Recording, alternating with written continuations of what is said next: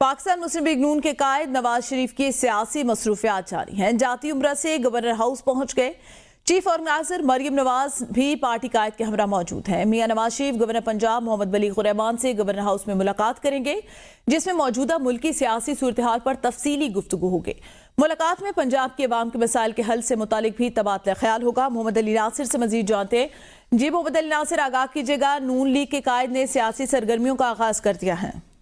जी बिल्कुल, पाकिस्तान मुस्लिम लीग नून के कायद नवाज शरीफ की सियासी मसरूफियत जारी है और गवर्नर हाउस के साथ उनकी मुलाकात इस वक्त जारी है, जिसको 5 से 10 मिनट हो चुके हैं। उस मुलाकात को अभी भी नवाज शरीफ गवर्नर हाउस के अंदर मौजूद है। उनके हमरा चीफ ऑर्गेनाइजर मुस्लिम लीग नून मरियम नवाज भी हमरा है और इसके अलावा शहबाज शरीफ भी, जो सबसे पहले गवर्नर हाउस पहुंचे थे, उसके 5 मिनट बाद नवाज शरीफ पहुंच गए और अब राना सनाउल्लाह भी गवर्नर हाउस पहुंच चुके हैं।